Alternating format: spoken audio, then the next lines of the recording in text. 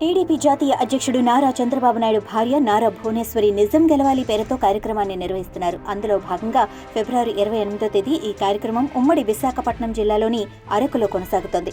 ఆ కార్యక్రమంలో ఓ ఆసక్తికర సన్నివేశం చోటు చేసుకుంది. అరకులో అరకు కాఫీ షాప్ వద్ద నారా భువనేశ్వరి కాఫీ తాగారు. ఆమె కాఫీ తాగుతున్న ఫోటో తీసి తన అధికారిక ఎక్స్ ఖాతాలో భువనేశ్వరి పోస్ట్ చేశారు. ఆ కొద్దిసేపటికే నారా చంద్రబాబు నాయుడు ఆ ఫోటో చూసి తన అధికారిక ఎక్స్ ఖాతా ద్వారా మన గిరిజన సోదర సోదరిమణులు ఉత్పత్తి చేసిన అరకు కాఫీ ఎలా ఉంది భువనేశ్వరి అంటూ ప్రశ్నించారు. ఆ కాసేపటికి నారా భువనేశ్వరి తనదైన శైలిలో ఎక్స్లో స్పందించారు. ఈ కాఫీ బాగా నచ్చిందండి.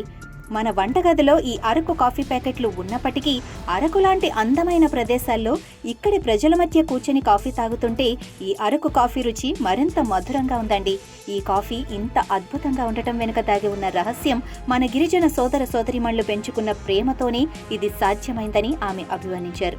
అలాగే అరకు కాఫీని ప్రపంచ బ్రాండ్గా మార్చిన ఘనత మీదేనని, అందుకు తాను గర్వపడుతున్నానని ఎక్స్ వేదికగా చంద్రబాబుకు నారా భువనేశ్వరి తెలిపారు. వీరి ఎక్స్ వేదికగా చోటు చేసుకున్న సంభాషణ సోషల్ మీడియాలో వైరల్ అవుతోంది కూడా. అయితే చంద్రబాబు నాయుడు ముఖ్యమంత్రిగా ఉన్న సమయంలో అరకు కాఫీ బ్రాండ్ అంతర్జాతీయ మార్కెట్లో ప్రవేశపెట్టి ఆ కాఫీ ప్రపంచవ్యాప్తంగా మార్కెట్ చేసే అవకాశాన్ని కల్పించారు. ఈ కాఫీ సాగు ద్వారా గిరిజనులకు ఉపాధి అవకాశాలు కల్పించడంతో వారంతా కాఫీ సాగు పట్ల తీవ్ర ఆసక్తి కనబరిచారు. దీంతో అరకు కాఫీకి అంతర్జాతీయ మార్కెట్లో మంచి గిరాకీ ఏర్పడింది. ఈ అరకు కాఫీ రుచికి ప్రపంచంలోని కాఫీ ప్రేమికులంతా ఫిదా అయిపోయారు. అరకు రైతులు కెమికల్స్ మిషన్లు ఉపయోగించకుండా అరకులో కాఫీ పంట సాగు చేస్తున్నారు. ఇంకా స్పష్టంగా చెప్పాలి అంటే సేంద్రియ పద్ధతుల్లో కాఫీ తోటలను పెంచుతున్నారు.